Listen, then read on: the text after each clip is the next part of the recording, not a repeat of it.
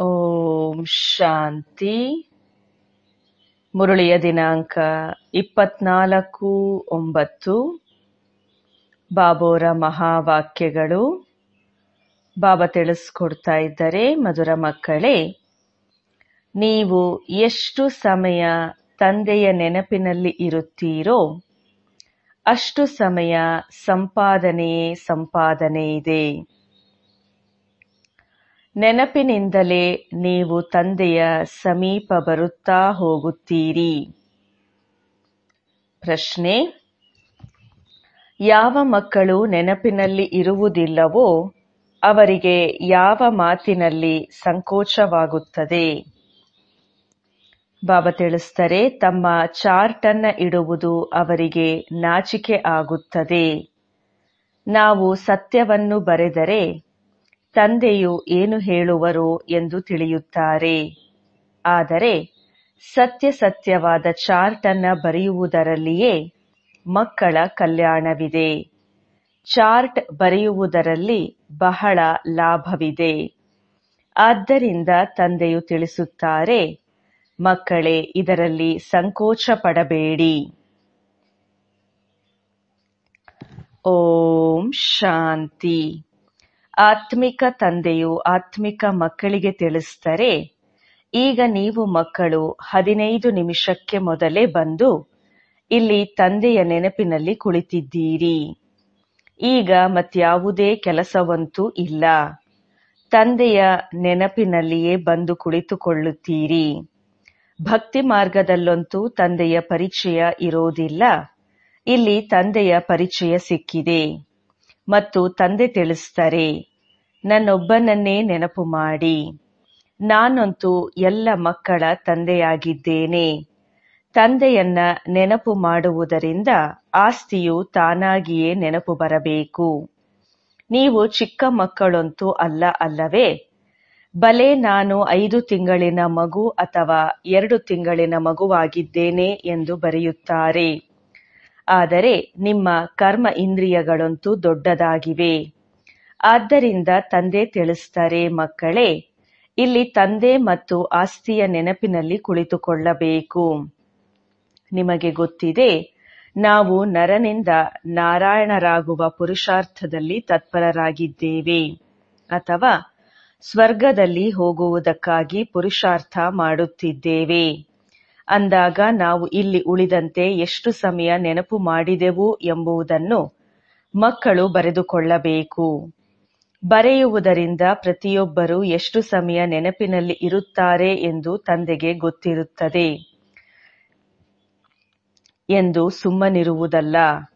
ಪ್ರತಿಯೊಬ್ಬರೂ ತಮ್ಮ ಚಾರ್ಟ್ನಿಂದ ತಿಳಿಯಬಹುದಾಗಿದೆ. ಈಗ ತಂದೆ ಬರ್ತಾರೆ ಎಂಬುದು ಬುದ್ಧಿಯಲ್ಲಿದ್ದರೂ ಸಹ ಇದು ನೆನಪಾಯಿತಲ್ಲವೇ? ಎಷ್ಟು ಸಮಯ ನೆನಪು ಮಾಡಿದ್ದೇವೆ ಎಂಬುದನ್ನು ಸತ್ಯವಾಗಿ ಚಾರ್ಟ್ನಲ್ಲಿ ಬರೆಯಿರಿ. ಅಸತ್ಯವನ್ನ ಬರೆದರೆ ಇನ್ನೂ 100ಕ್ಕೆ 100ರಷ್ಟು ಪಾಪವಾಗುತ್ತದೆ, ಇನ್ನು ನಷ್ಟವಾಗಿ ಬಿಡುತ್ತದೆ. ಆದ್ದರಿಂದ ಸತ್ಯವನ್ನ ಬರೆಯಬೇಕು. ಎಷ್ಟು ನೆನಪು ಮಾಡುತ್ತೀರೋ ಅಷ್ಟು ವಿಕರ್ಮಗಳು ವಿನಾಶವಾಗುತ್ತವೆ ಮತ್ತು ಇದನ್ನು ತಿಳಿದುಕೊಂಡಿದ್ದೀರಿ. ನಾವು ಸಮೀಪ ಬರುತ್ತಾ ಹೋಗುತ್ತೇವೆ. ಕೊನೆಗೆ ಯಾವಾಗ ನೆನಪು ಪೂರ್ಣವಾಗುವುದೋ ಆಗ ನಾವು ತಂದೆಯ ಬಳಿ ಹೊರಟು ಹೋಗುತ್ತೇವೆ. ಮತ್ತೆ ಕೆಲವರು ಅಲ್ಲಿಂದ ತಕ್ಷಣ ಹೊಸ ಪ್ರಪಂಚದಲ್ಲಿ ಬಂದು ಪಾತ್ರವನ್ನು ಅಭಿನಯಿಸುತ್ತಾರೆ. ಇನ್ನು ಕೆಲವರು ಪರಮಧಾಮದಲ್ಲಿಯೇ ಕುಳಿತಿರುತ್ತಾರೆ. ಅಲ್ಲಿ ಯಾವುದೇ ಸಂಕಲ್ಪವಂತೂ ಬರುವುದಿಲ್ಲ. ಅದು ಮುಕ್ತಿಧಾಮ. ಸುಖ ದುಃಖದಿಂದ ಭಿನ್ನವಾಗಿದೆ. ಸುಖಧಾಮದಲ್ಲಿ ಹೋಗುವುದಕ್ಕಾಗಿ ಈಗ ನೀವು ಪುರುಷಾರ್ಥ ಮಾಡುತ್ತೀರಿ. ನೀವು ಎಷ್ಟು ನೆನಪು ಮಾಡುವಿರೋ ಅಷ್ಟು ವಿಕರ್ಮಗಳು ವಿನಾಶವಾಗುತ್ತವೆ. ನೆನಪಿನ ಚಾರ್ಟ್ ಇಡುವುದರಿಂದಲೇ ಜ್ಞಾನದ ಧಾರಣೆಯೂ ಸಹ ಚೆನ್ನಾಗಿ ಆಗುತ್ತದೆ. ಚಾರ್ಟ್ ಇಡುವುದರಲ್ಲಿಯೇ ಲಾಭವೇ ಇದೆ. ತಂದೆಗೆ ಗೊತ್ತಿದೆ, ನೆನಪಿನಲ್ಲಿರದ ಕಾರಣ ಬರೆಯುವುದರಲ್ಲಿ ನಾಚಿಕೆಯಾಗುತ್ತದೆ. ತಂದೆ ಏನು ಹೇಳುವುದಿದೆ ಅದನ್ನ ಮುರಳಿಯಲ್ಲಿಯೇ ತಿಳಿಸಿಬಿಡುತ್ತಾರೆ. ಇದಕ್ಕೆ ತಂದೆ ಹೇಳ್ತಾರೆ, ಇದರಲ್ಲಿ ನಾಚಿಕೆಯ ಮಾತೇನಿದೆ? ನಾನು ನೆನಪು ಮಾಡುತ್ತೇನೆಯೇ ಅಥವಾ ಇಲ್ಲವೇ ಎಂದು ಪ್ರತಿಯೊಬ್ಬರಿಗೂ ಆಂತರಿಕವಾಗಿ ತಿಳಿದುಕೊಳ್ಳಬಹುದು. ಕಲ್ಯಾಣಕಾರಿ ತಂದೆಯಂತೂ ತಿಳಿಸುತ್ತಾರೆ, ಬರೆದರೆ ನಿಮ್ಮದೇ ಕಲ್ಯಾಣವಾಗುವುದು. ತಂದೆಯು ಬರುವವರೆಗೂ ಅಷ್ಟು ಸಮಯ ನೆನಪಿನಲ್ಲಿ ಕುಳಿತಿದ್ದೇನೆ. ಆ ನೆನಪಿನ ಚಾರ್ಟ್ ಎಷ್ಟು ಇತ್ತು? ಹೀಗೆ ಅಂತರವನ್ನ ನೋಡಿಕೊಳ್ಳಬೇಕು. ಪ್ರಿಯವಾದ ವಸ್ತುವನ್ನಂತೂ ಬಹಳ ನೆನಪು ಮಾಡಲಾಗುತ್ತದೆ. ಹೇಗೆ ಕುಮಾರ ಕುಮಾರಿಯರು ನಿಶ್ಚಿತಾರ್ಥವಾಗುತ್ತದೆ ಎಂದರೆ, ಮನಸ್ಸಿನಲ್ಲಿ ಪರಸ್ಪರ ಒಬ್ಬರಿಗೆ ಇನ್ನೊಬ್ಬರ ನೆನಪು ನಿಂತುಬಿಡುತ್ತದೆ. ನಂತರ ವಿವಾಹವಾದಾಗ ಇನ್ನು ಪಕ್ಕಾ ಆಗಿಬಿಡುತ್ತದೆ. ನೋಡದಿದ್ದರೂ ಸಹ ನಮ್ಮ ನಿಶ್ಚಿತಾರ್ಥವಾಗಿದೆ ಎಂದು ತಿಳಿದುಕೊಳ್ಳುತ್ತಾರೆ. ಈಗ ನೀವು ಮಕ್ಕಳಿಗೆ ಗೊತ್ತಿದೆ, ಶಿವ ತಂದೆಯು ನಮ್ಮ ಬೇಹದ್ದಿನ ತಂದೆ ಆಗಿದ್ದಾರೆ. ಬಲೆ ನೋಡಿಲ್ಲ, ಆದರೆ ಬುದ್ಧಿಯಿಂದ ಅಂತೂ ಅರಿತುಕೊಳ್ಳಬಹುದು. ಅವರು ನಾಮ ರೂಪದಿಂದ ಭಿನ್ನವಾಗಿದ್ದಾರೆ ಎಂದು ತಿಳಿಯುತ್ತಾರೆ. ಹಾಗಿದ್ದರೆ ಅವರ ಪೂಜೆಯನ್ನೇಕೆ ಮಾಡುತ್ತೀರಿ? ನೆನಪೇಕೆ ಮಾಡುತ್ತೀರಿ? ನಾಮರೂಪದಿಂದ ಭಿನ್ನವಾದ ಯಾವುದೇ ವಸ್ತು ಇರುವುದಿಲ್ಲ. ಅವಶ್ಯವಾಗಿ ವಸ್ತುವನ್ನ ನೋಡಿದಾಗಲೇ ಅದರ ವರ್ಣನೆ ಮಾಡಲಾಗುತ್ತದೆ. ಆಕಾಶವನ್ನ ನೋಡುತ್ತಾರಲ್ಲವೇ, ಬೇ ಅಂತ್ ಎಂದು ಹೇಳಲು ಸಾಧ್ಯವಿಲ್ಲ. ಭಕ್ತಿ ಮಾರ್ಗದಲ್ಲಿ ಭಗವಂತನನ್ನು ಹೇ ಭಗವಂತ ಎಂದು ನೆನಪು ಮಾಡುತ್ತಾರೆ. ಅಂದಾಗ ಬೇ ಅಂತ್ ಎಂದು ಹೇಳುವುದಿಲ್ಲ. ಹೇ ಭಗವಂತ ಎಂದು ಹೇಳಿದಾಗ ತಕ್ಷಣ ಅವರ ನೆನಪು ಬರುತ್ತದೆ. ಅಂದ ಮೇಲೆ ಅವಶ್ಯವಾಗಿ ಯಾವುದೋ ರೂಪವಿದೆ. ಆತ್ಮವನ್ನ ಅರಿತುಕೊಳ್ಳಲಾಗುತ್ತದೆಯೇ ಹೊರತು ಸ್ಥೂಲ ಕಣ್ಣುಗಳಿಂದ ನೋಡಲು ಸಾಧ್ಯವಿಲ್ಲ. ಎಲ್ಲ ಆತ್ಮಗಳಿಗೆ ಒಬ್ಬರೇ ತಂದೆ ಆಗಿದ್ದಾರೆ. ಅವರನ್ನ ಬುದ್ಧಿಯಿಂದ ಅರಿತುಕೊಳ್ಳಬೇಕಾಗುತ್ತದೆ. ನೀವು ಮಕ್ಕಳಿಗೆ ಗೊತ್ತಿದೆ, ತಂದೆಯು ಓದಿಸುತ್ತಾರೆ. ಅವರು ಬಂದು ಓದಿಸುತ್ತಾರೆಂದು ಮೊದಲಿಗೆ ಗೊತ್ತಿರಲಿಲ್ಲ. ಕೃಷ್ಣನ ಹೆಸರನ್ನು ಹಾಕಿಬಿಟ್ಟಿದ್ದಾರೆ. ಕೃಷ್ಣನಂತೂ ಈ ಕಣ್ಣುಗಳಿಂದ ನೋಡಬಹುದು. ಆದ್ದರಿಂದ ಕೃಷ್ಣನಿಗೆ ಬೇಅಂತ್ ನಾಮರೂಪದಿಂದ ಭಿನ್ನವೆಂದು ಹೇಳಲು ಸಾಧ್ಯವಿಲ್ಲ. ನನ್ನೊಬ್ಬನನ್ನೇ ನೆನಪು ಮಾಡಿ ಎಂದು ಕೃಷ್ಣನು ಎಂದೂ ಹೇಳುವುದಿಲ್ಲ. ಕೃಷ್ಣನಂತೂ ಸಮ್ಮುಖದಲ್ಲಿ ಇದ್ದಾರೆ. ಕೃಷ್ಣನಿಗೆ ತಂದೆಯಂತಲೂ ಹೇಳುವುದಿಲ್ಲ. ಮಾತೆಯರು ಕೃಷ್ಣನನ್ನು ಮಗುವೆಂದು ತಿಳಿದು ಮಡಿಲಲ್ಲಿ ಕುಳ್ಳರಿಸಿಕೊಳ್ಳುತ್ತಾರೆ. ಜನ್ಮಾಷ್ಟಮಿಯಲ್ಲಂತೂ ಪುಟ್ಟ ಕೃಷ್ಣನನ್ನು ತೊಟ್ಟಿಲಲ್ಲಿ ತೂಗುತ್ತಾರೆ. ಅಂದಾಗ ಕೃಷ್ಣನು ಸದಾ ಚಿಕ್ಕವನಾಗಿಯೇ ಇರುತ್ತಾನೆಯೇ? ಮತ್ತೆ ರಾಸಲೀಲೆಯಲ್ಲೂ ತೋರಿಸುತ್ತಾರೆ. ಅಂದಾಗ ಅವಶ್ಯವಾಗಿ ಸ್ವಲ್ಪ ದೊಡ್ಡವನಾದನು. ನಂತರದ ಅದಕ್ಕಿಂತಲೂ ದೊಡ್ಡವನಾದನೆ ಅಥವಾ ಏನಾದನು, ಎಲ್ಲಿ ಹೋದನು ಎಂಬುದು ಯಾರಿಗೂ ಗೊತ್ತಿಲ್ಲ. ಸದಾ ಚಿಕ್ಕ ಶರೀರವು ಹಾಗೆಯೇ ಇರುವುದಿಲ್ಲ ಅಲ್ಲವೇ? ಇದನ್ನ ವಿಚಾರವೇ ಮಾಡುವುದಿಲ್ಲ. ಈ ಪೂಜೆ ಇತ್ಯಾದಿಗಳನ್ನ ಮಾಡುವ ಪದ್ಧತಿಯೇ ನಡೆದು ಬರುತ್ತದೆ. ಜ್ಞಾನವು ಯಾರಲ್ಲಿಯೂ ಇಲ್ಲ. ಕೃಷ್ಣನು ಕಂಸಪುರಿಯಲ್ಲಿ ಜನ್ಮ ತೆಗೆದುಕೊಂಡರೆಂದು ತೋರಿಸುತ್ತಾರೆ. ಈಗ ಕಂಸಪುರಿಯ ಮಾತೆಲ್ಲಿ? ಯಾರಿಗೂ ವಿಚಾರವೇ ನಡೆಯುವುದಿಲ್ಲ. ಎಲ್ಲಿ ನೋಡಿದರಲ್ಲಿ ಕೃಷ್ಣನೇ ಕೃಷ್ಣನಿದ್ದಾನೆ ಎಂದು ಭಕ್ತರು ಹೇಳುತ್ತಾರೆ. ನಂತರ ಕೃಷ್ಣನಿಗೆ ಸ್ನಾನವನ್ನ ಮಾಡಿಸುತ್ತಾರೆ, ತಿನ್ನಿಸುತ್ತಾರೆ. ಕೃಷ್ಣನಂತೂ ತಿನ್ನುವುದಿಲ್ಲ. ಕೃಷ್ಣನ ಮೂರ್ತಿಯ ಮುಂದೆ ಇಡುತ್ತಾರೆ, ಮತ್ತೆ ತಾವೇ ತಿನ್ನುತ್ತಾರೆ. ಇದು ಭಕ್ತಿ ಮಾರ್ಗ ಆಯಿತಲ್ಲವೇ? ಶ್ರೀನಾಥ ದ್ವಾರದಲ್ಲಿ ಅಷ್ಟೊಂದು ಭೋಗವನ್ನು ಇಡುತ್ತಾರೆ. ಶ್ರೀನಾಥನಂತೂ ತಿನ್ನುವುದಿಲ್ಲ, ಮತ್ತೆ ಅದನ್ನು ತಾವೇ ತಿನ್ನುತ್ತಾರೆ. ದೇವಿಯರ ಪೂಜೆಯಲ್ಲಿಯೂ ಇದೇ ರೀತಿ ಮಾಡುತ್ತಾರೆ. ಮತ್ತೆ ತಾವೇ ದೇವಿಯರ ಮೂರ್ತಿಯನ್ನು ಮಾಡುತ್ತಾರೆ. ನಂತರ ಪೂಜೆ ಮಾಡಿ ನೀರಿನಲ್ಲಿ ಮುಳುಗಿಸಿಬಿಡುತ್ತಾರೆ. ಆಭರಣಗಳನ್ನ ಬಿಚ್ಚಿ ನೀರಿನಲ್ಲಿ ಮುಳುಗಿಸುತ್ತಾರೆ. ಮತ್ತೆ ಅಲ್ಲಿ ಅನೇಕರು ಇರುತ್ತಾರೆ. ಯಾರಿಗೇನು ಕೈಗೆ ಸಿಗುತ್ತದೆಯೋ ಅದನ್ನು ತೆಗೆದುಕೊಳ್ಳುತ್ತಾರೆ. ಹೆಚ್ಚಿನದಾಗಿ ದೇವಿಯರ ಪೂಜೆ ಮಾಡುತ್ತಾರೆ. ಲಕ್ಷ್ಮಿ ಮತ್ತು ದುರ್ಗಾ ಇಬ್ಬರ ಮೂರ್ತಿಗಳನ್ನ ಮಾಡುತ್ತಾರೆ.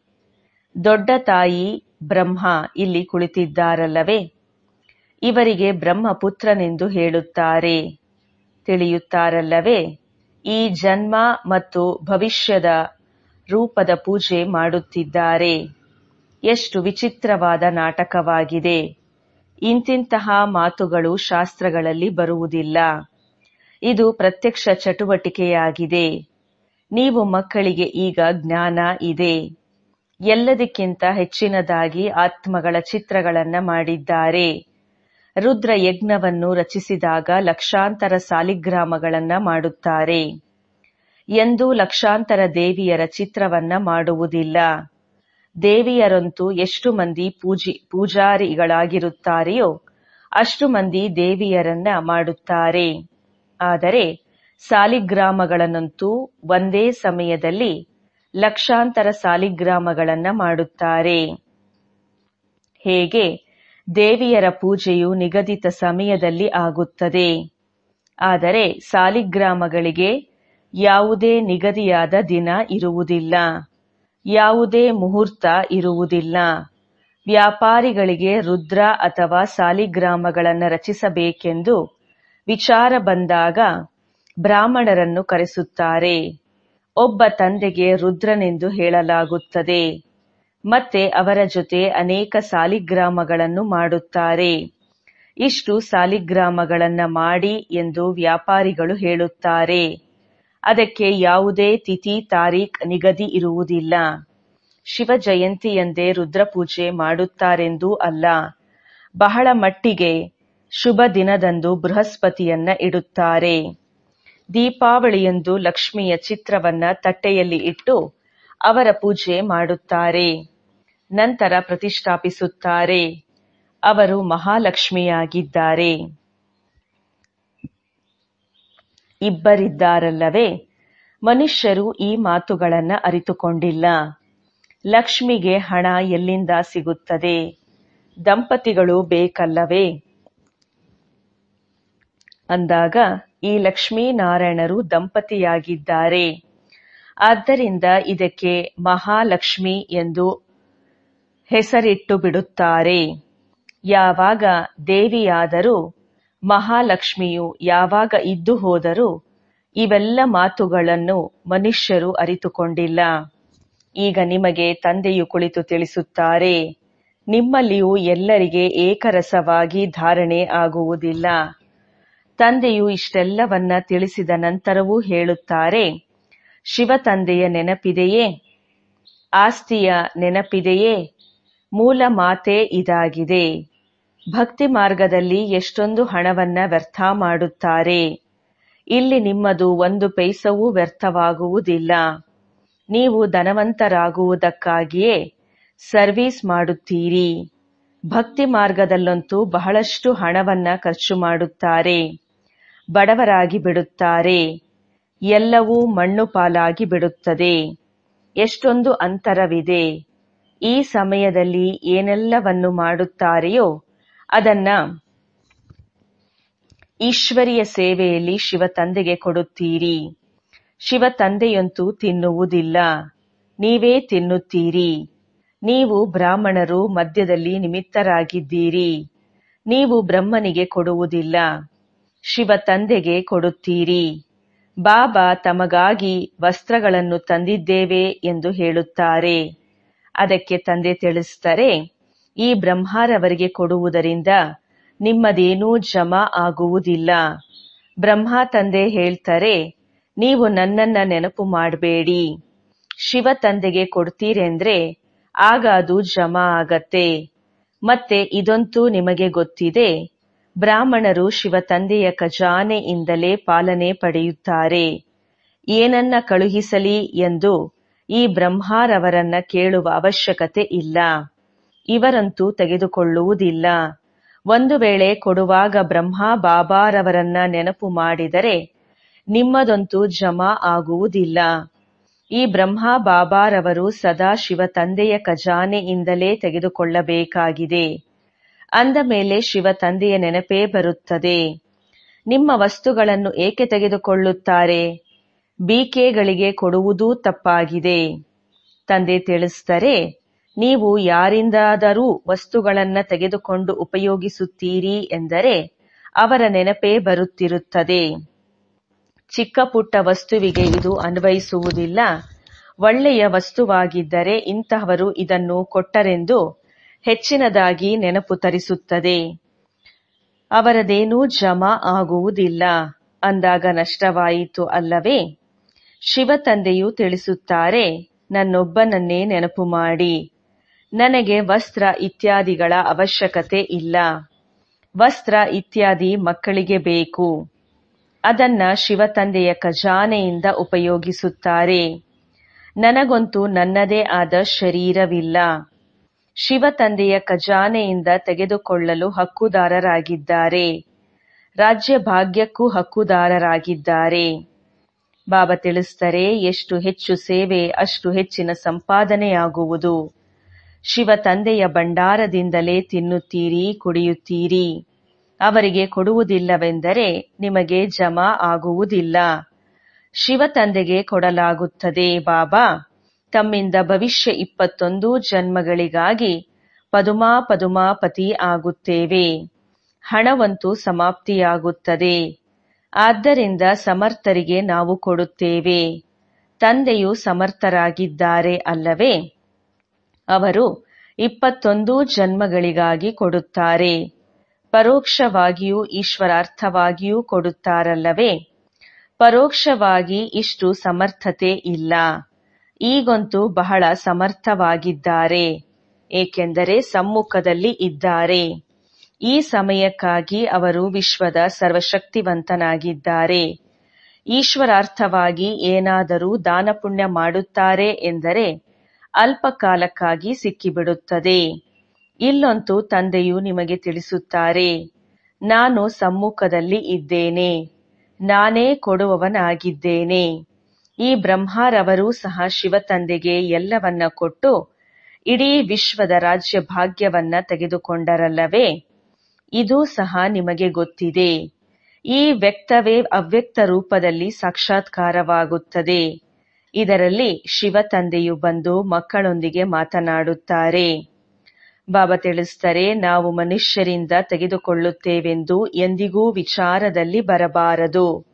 ಶಿವ ತಂದೆಯ ಭಂಡಾರಕ್ಕೆ ಕಳುಹಿಸಿಕೊಡಿ. ಈ ಬ್ರಹ್ಮರವರ ನೆನಪಿನಲ್ಲಿ ಕೊಡುವುದರಿಂದ ಏನೂ ಸಿಗುವುದಿಲ್ಲ, ಇನ್ನು ನಷ್ಟವಾಗುತ್ತದೆ. ಬಡವರಿರುತ್ತಾರೆ, 3-4 ರೂಪಾಯಿಗಳ ಯಾವುದೇ ವಸ್ತುಗಳನ್ನ ನಿಮಗೆ ಕೊಡುತ್ತಾರೆ. ಇದನ್ನ ಶಿವ ತಂದೆಯ ಭಂಡಾರದಲ್ಲಿ ಹಾಕುವುದರಿಂದ ಅದು ಪದಮದಷ್ಟಾಗಿ ಬಿಡುತ್ತದೆ. ಅಂದ ಮೇಲೆ ತಮಗೇಕೆ ನಷ್ಟ ಮಾಡಿಕೊಳ್ಳಬೇಕು? ಬಹಳ ಮಟ್ಟಿಗೆ ದೇವಿಯರದ್ದೇ ಪೂಜೆಯಾಗುತ್ತದೆ. ಏಕೆಂದರೆ ನೀವು ದೇವಿಯರೇ ಜ್ಞಾನವನ್ನ ಕೊಡಲು ನಿಮಿತ್ತರಾಗುತ್ತೀರಿ. ಬಲೆ ಗೋಪರು ತಿಳಿಸುತ್ತಾರೆ, ಆದರೆ ಬಹಳ ಮಟ್ಟಿಗೆ ಮಾತೆಯರೇ ಬ್ರಾಹ್ಮಣಿಯರಾಗಿ ಮಾರ್ಗವನ್ನ ತಿಳಿಸುತ್ತಾರೆ. ಆದ್ದರಿಂದ ಹೆಚ್ಚಿನದಾಗಿಯೇ ದೇವಿಯರ ಹೆಸರಿದೆ. ದೇವಿಯರಿಗೆ ಬಹಳಷ್ಟು ಪೂಜೆಯಾಗುತ್ತದೆ. ಇದನ್ನೂ ಸಹ ನೀವು ಮಕ್ಕಳು ತಿಳಿದುಕೊಂಡಿದ್ದೀರಿ.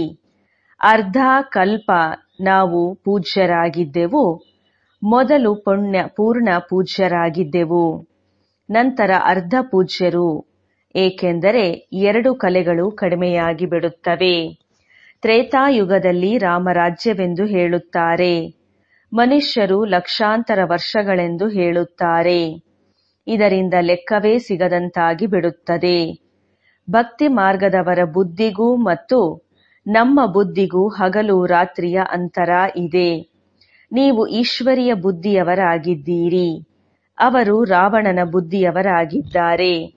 ನಿಮ್ಮ ಬುದ್ಧಿಯಲ್ಲಿ ಇದೆ, ಇಡೀ ಚಕ್ರವೇ 5000 ವರ್ಷಗಳದ್ದಾಗಿದೆ. ಅದು ಸುತ್ತುತ್ತಾ ಇರುತ್ತದೆ. ಯಾರು ರಾತ್ರಿಯಲ್ಲಿ ಇರುವವರೋ, ಅಜ್ಞಾನದಲ್ಲಿ ಇರುವರೋ ಅವರು ಲಕ್ಷಾಂತರ ವರ್ಷಗಳೆಂದು ಹೇಳುತ್ತಾರೆ. ಯಾರು ದಿನದಲ್ಲಿ ಇದ್ದಾರೆಯೋ ಅವರು 5000 ವರ್ಷಗಳೆಂದು ಹೇಳುತ್ತಾರೆ. ಅರ್ಧ ಕಲ್ಪ ಭಕ್ತಿ ಮಾರ್ಗದಲ್ಲಿ ನೀವು ಅಸತ್ಯ ಮಾತುಗಳನ್ನ ಕೇಳಿದ್ದೀರಿ. ಸತ್ಯಯುಗದಲ್ಲಿ ಇಂತಹ ಮಾತುಗಳು ಇರುವುದೇ ಇಲ್ಲ. ಅಲ್ಲಂತೂ ಆಸ್ತಿಯೂ ಸಿಗುತ್ತದೆ. ಈಗ ನಿಮಗೆ ನೇರವಾದ ಮತವು ಸಿಗುತ್ತದೆ.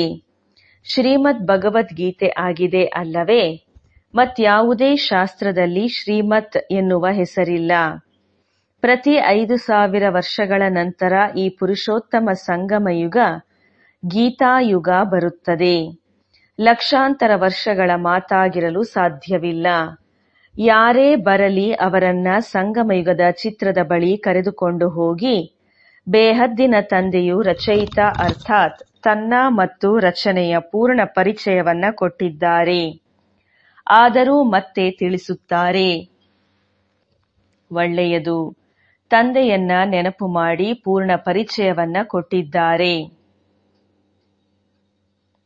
ಮತ್ತೇನಾದರೂ ಧಾರಣೆ ಮಾಡಲಾಗದಿದ್ದರೂ ಸಹ ತಮ್ಮನ್ನ ಆತ್ಮನೆಂದು ತಿಳಿದು ತಂದೆಯನ್ನ ನೆನಪು ಮಾಡಿ. ಪವಿತ್ರರಂತೂ ಆಗಲೇಬೇಕಾಗಿದೆ. ತಂದೆಯಿಂದ ಆಸ್ತಿಯನ್ನ ತೆಗೆದುಕೊಳ್ಳುತ್ತೀರಿ ಅಂದ ಮೇಲೆ ದೈವೀ ಗುಣಗಳನ್ನ ಧಾರಣೆ ಮಾಡಬೇಕಾಗಿದೆ.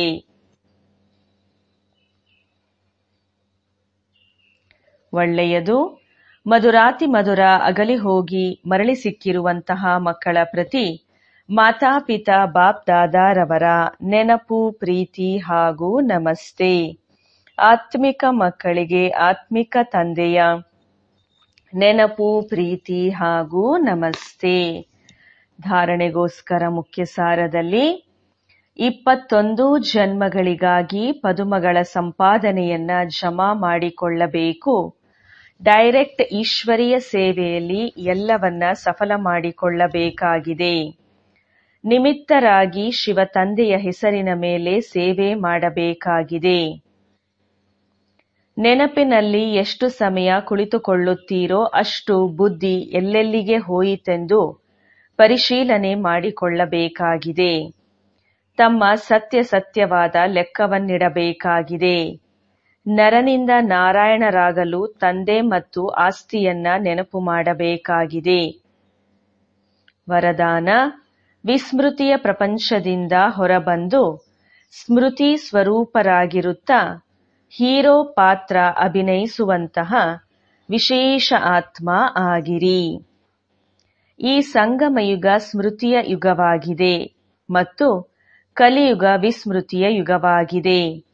ನೀವೆಲ್ಲರೂ ವಿಸ್ಮೃತಿಯ ಜಗತ್ತಿನಿಂದ ಹೊರಬನ್ನಿರಿ.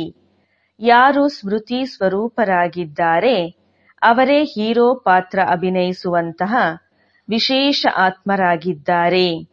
ಈ ಸಮಯದಲ್ಲಿ ಡಬಲ್ ಹೀರೋ ಆಗಿರುವಿರಿ. ಒಂದು ವಜ್ರ ಸಮಾನ ಬೆಲೆ ಬಾಳುವವರಾಗಿರುವಿರಿ. ಇನ್ನೊಂದು ಹೀರೋ ಪಾತ್ರವಾಗಿದೆ.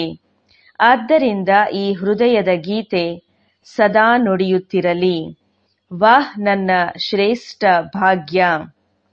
ಹೇಗೆ ದೇಹದ ವೃತ್ತಿ ನೆನಪಿನಲ್ಲಿರುವುದು, ಅದೇ ರೀತಿ ಈ ಅವಿನಾಶಿ ವೃತ್ತಿಯಾದ ನಾನು ಶ್ರೇಷ್ಠ ಆತ್ಮನಾಗಿದ್ದೇನೆ ಎನ್ನುವುದು ನೆನಪಿನಲ್ಲಿ ಇರಲಿ. ಆಗ ಹೇಳಲಾಗುವುದು ವಿಶೇಷ ಆತ್ಮ. ಸ್ಲೋಗನ್: ಸಾಹಸದ ಮೊದಲನೆಯ ಹೆಜ್ಜೆ ಮುಂದಿಡಿ. ಆಗ ತಂದೆಯ ಸಂಪೂರ್ಣ ಸಹಯೋಗ ಸಿಗುವುದು. ಒಳ್ಳೆಯದು. ಓಂ ಶಾಂತಿ.